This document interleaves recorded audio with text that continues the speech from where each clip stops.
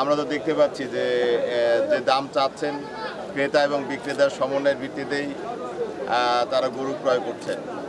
আমার ক্ষেত্রেও আমি বলবো, যদি আমার সমন্বয় হয়, আমি যে গরুটা পছন্দ করব দামের সঙ্গে মিললে অবশ্যই সেই গরুটাই কিনব।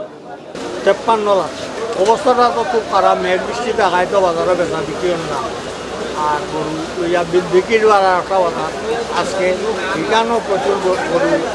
নিরাপত্তার বিষয়টি আমরা এই জেলার যতগুলো হাট আছে স্থায়ী এবং অস্থায়ী, এই ঈদ কেন্দ্রিক অর্থাৎ ঈদুল আজহা কেন্দ্রিক যে হাটগুলো আছে সেটা নিরাপত্তার জন্য আমরা নিরাপত্তা পরিকল্পনা সেটা পরিকল্পনা গ্রহণ করেছি এবং সেই অনুযায়ী আমাদের আইনশৃঙ্খলা বাহিনীর সদস্য এখানে দায়িত্বরত আছে, দায়িত্ব পালন করছেন।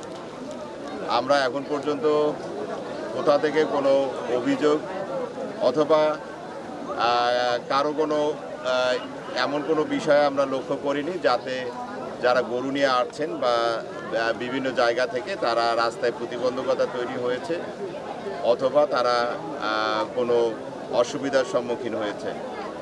এমনকি বাজার আনছিলাম, আমার স্টেডিয়াম আমার বাজারের মনে করছিলাম এখন আমরা আনার পরে চানিঘাট একটা বাজার দেওয়া হয়েছে, পেট্রোল পাম্পও লাগায়, এরপরে একাটুনে একটা বাজার, তারার বাজারও রেট কম আর আমরার বাজারও রেট বেশি। এবারে মুকাম বাজার আছে, বাজার অফিস বাজার, এগুলাতে গরু বিজি তারা 1000 টাকা লয় আর আমরা গরু বিজি 5 টাকা 1050 টাকা হিসাবে আমরা টাকা লওয়া লাগে। এতে আমরা বিরাট ক্রয় করছি। আমরা মেয়র সাহেবের অ্যাপ্লিকেশন দিয়ে জানাইছি যারা হাট ইজারা নিয়েছেন তাদের কাছ থেকেও আমরা এখন পর্যন্ত এরকম কোনো অভিযোগ পাইনি। আমি নিজেই গতকালকেও বের হয়েছিলাম, আজকেও বের হয়েছি কিছু হাট পরিদর্শনে। আমি ইজারাদার যারা আছেন অর্থাৎ হাট যারা দিয়েছেন এবং আমাদের যারা আইনশৃঙ্খলা রক্ষাকারী বাহিনী আছেন যারা গরু নিয়ে আসছেন তাদের সঙ্গে কথা বলেছি।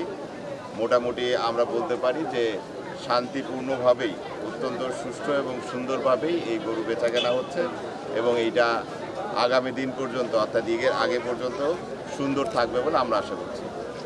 ভাবে অপশন দিতেন সানিঘাটের নতুন একটা বাজার, এটার উপরে ইঞ্জাং নামে আগের মামলা থাকাকালীন অবস্থায় 15,000 টাকায় বাজার অপশন দিতে।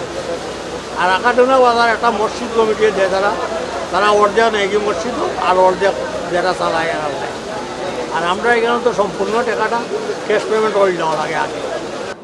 এইটা দামের বিষয়টা হচ্ছে যে যার ক্ষমতা বলে যতটুকু যার ক্রয় ক্ষমতা আছে, সামর্থ্য আছে, সেই অনুযায়ী উনি নিজেই গরু পছন্দ করেন, নিজেই গরু কেনেন, উনি নিজেই দরদাম করেন। দামের বিষয়টা আসলে আমার মনে হয় যে এই বিষয়ে আমার কোনো মতামত নেই। বাজার যাচাই করে ক্রেতা যেখানে পছন্দ করবেন সেই অনুযায়ী তারা গরু ক্রয় করে থাকেন।